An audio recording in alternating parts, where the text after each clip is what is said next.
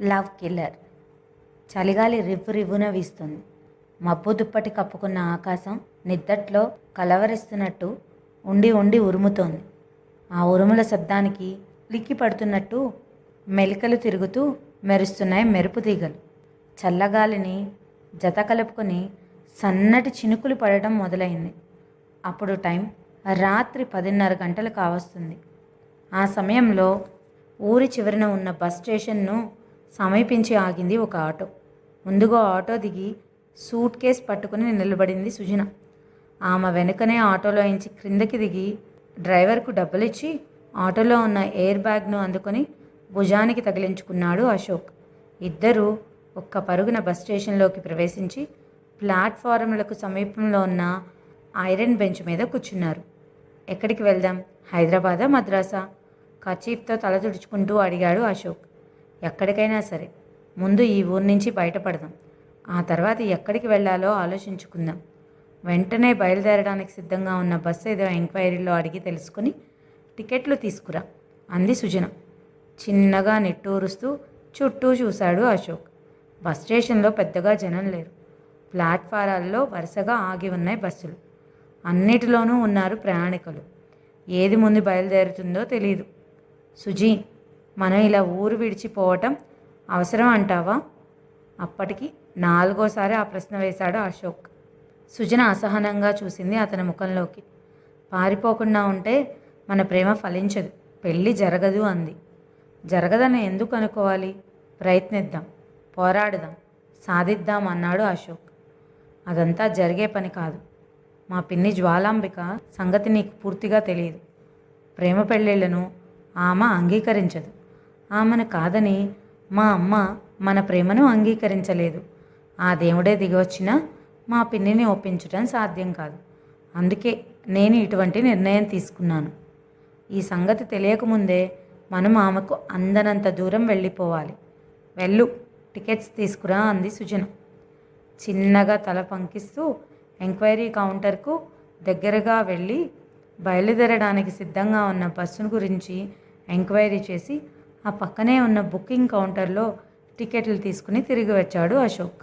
Bengaluru bus ఇంకో 20 నిమిషాల్లో బయలుదేరుతుందట. ఆ తర్వాతనే మిగతా బస్సులన్నీ అని చెప్పాడు.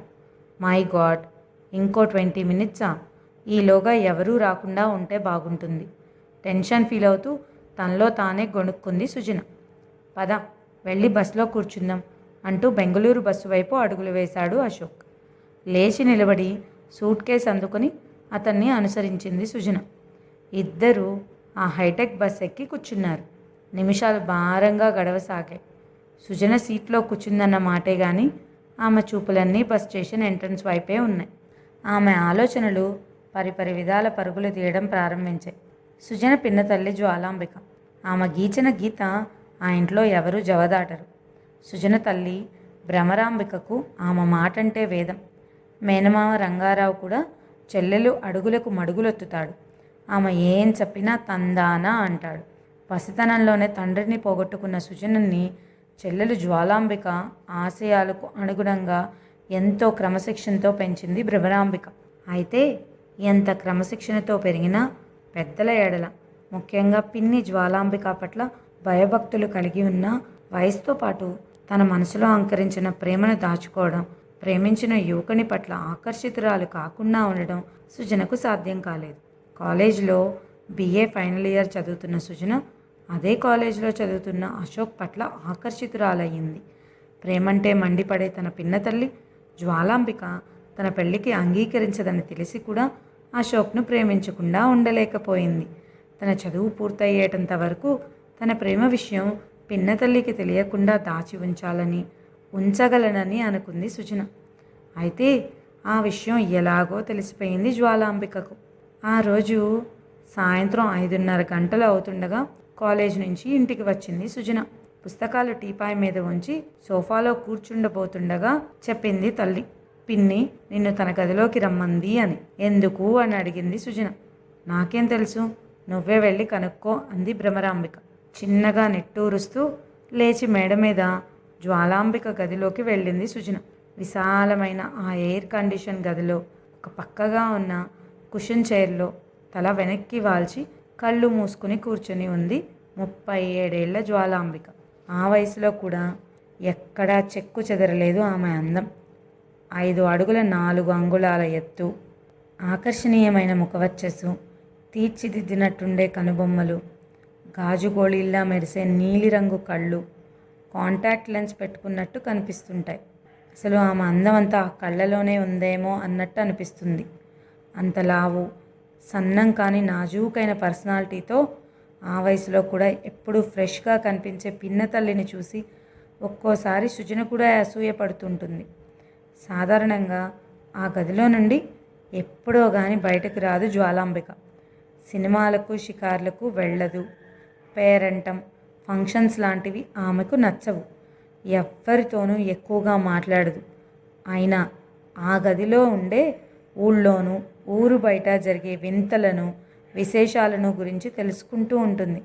అదే ఆమె స్పెషాలిటీ. మెల్లగా అడుగులు వేస్తూ ఆ గదిలోకి వచ్చింది సుజన. తన రాకను తెలియచేయడానికి అన్నట్టుగా చిన్నగా గొంతు సవరించుకోబోయింది. కూర్చో సుజీ, కళ్ళు తెరవకుండానే అంది జ్వాలాంబిక. ఆమెకు తన రాక ఎలా తెలిసిందా అని ఆశ్చర్యపడుతూ ఆమెకు ఎదురుగుండా ఉన్న కుర్చీలో కూర్చుంది సుజన. జ్వాలాంబిక ఇంకా కళ్ళు మూసుకునే ఉంది. ఇద్దరి మధ్య మౌనం. పిన్ని నన్ను రమ్మన్నారట, మెల్లగా అంది సుజన. చిన్నగా తలూపి అవును అంది జ్వాలాంబిక.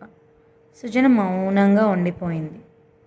ఎందుకని అడగవేం అంది జ్వాలాంబిక కంగుమంటున్న కంఠంతో. అంటూ చటుక్కున కళ్ళు తెరిచింది ఆమె. ఆమె కళ్ళలోకి చూస్తూనే జల్లుమంది సుజన శరీరం. నీలిరంగులో ఉండే ఆమె కళ్ళలో ఎరుపు జీరలు అలుముకుని ఉన్నాయి. ఆమెకు ఆగ్రహం కలిగినప్పుడు ఆమె కళ్ళలో ఎరుపు జీరలు అలాగే ప్రత్యక్షమవుతూ ఉంటాయి. ఆ సంగతి తెలిసిన సుజన కంగారు పడకుండా ఉండలేకపోయింది. ఎందుకు, ఏమిటి అని నిన్ను ప్రశ్నించే ధైర్యం నాకు లేదు పిన్ని అంది సుజన వినయంగా. జ్వాలాంబిక చిన్నగా నవ్వింది. ఆ నవ్వులో పరిహాసం తప్ప ప్రసన్నత లేదు. నీకు ధైర్యం ఉందో లేదో నాకు బాగా తెలుసు సుజీ అంది జ్వాలాంబిక. గతుక్కుమంది సుజన. పిన్ని ఎందుకలా అందో ఆమెకు అర్థం కాలేదు. మర్మగర్భంగా మాట్లాడటం, ఎదుటివారి మనసులో కల్లోలాన్ని రేపి అసలు విషయం బయట పెట్టించడంలో ఎక్స్పర్ట్ జ్వాలాంబిక. అసలు విషయం తెలిసినా తెలియనట్టే ఉండిపోయింది సుజన. ఆల్ రైట్, నువ్వు అడగకపోయినా నిన్నెందుకు పిలిచానో నేనే చెబుతాను. చెప్పమంటావా మరి అంది జ్వాలాంబిక. తల ఊపింది సుజన. నీకు పెళ్లి చేయాలని నిశ్చయించుకున్నాను సూటిగా ఆమె ముఖంలో చూస్తూ అనౌన్స్ చేసింది జ్వాలాంబిక. ఎంత ప్రయత్నించినా కంగారుగా చూడకుండా ఉండలేకపోయింది సుజన ఆమె ముఖంలోకి. ఎందుకలా కంగారు పడుతున్నావు? పెళ్లి మాట చెప్పగానే సిగ్గుపడాలి, కంగారు పడకూడదు అంది జ్వాలాంబిక. సుజన మాట్లాడలేదు. ఇప్పుడప్పుడే పెళ్లి చేసుకోవడం నీకు ఇష్టం లేదా అడిగింది జ్వాలాంబిక. లేదు అని చెప్పడానికి సాహసించలేకపోయింది సుజన.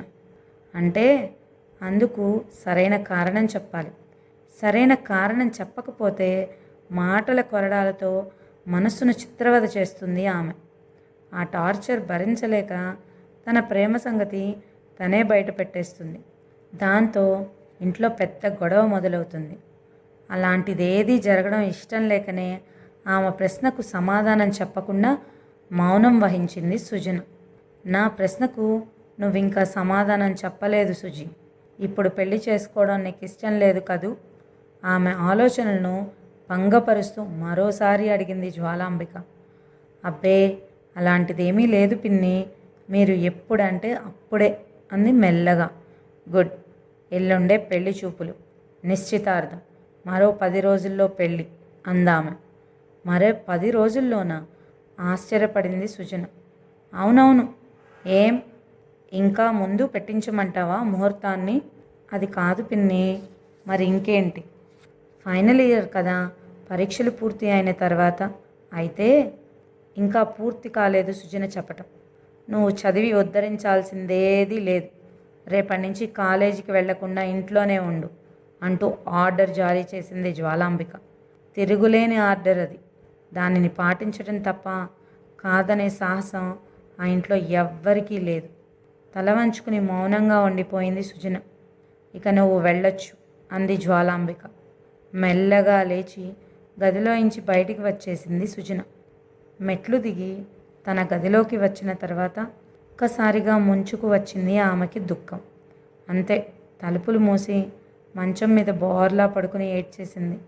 10 నిమిషాల తర్వాత నిదానంగా ఆలోచించటం ప్రారంభించింది సుజన. ఆమెకు తెలుసు, తను ఏడ్చినా, మొత్తుకున్నా, మొరపెట్టుకున్నా సాధించగలిగేదేదీ లేదని. జ్వాలాంబిక ఎవరి మాటలు వినదు, పట్టిన పట్టు విడవదు. ఇంత అర్జెంటుగా తనని కాలేజీ మానిపించి పెళ్ళి నిశ్చయించిందంటే తను అశోక్ని ప్రేమిస్తున్న సంగతి ఆమెకి తెలిసి ఉండాలి. సో ఈ పరిస్థితుల్లో తన చేయగలిగింది ఒక్కటే, అది అశోక్తో లేచిపోవడం.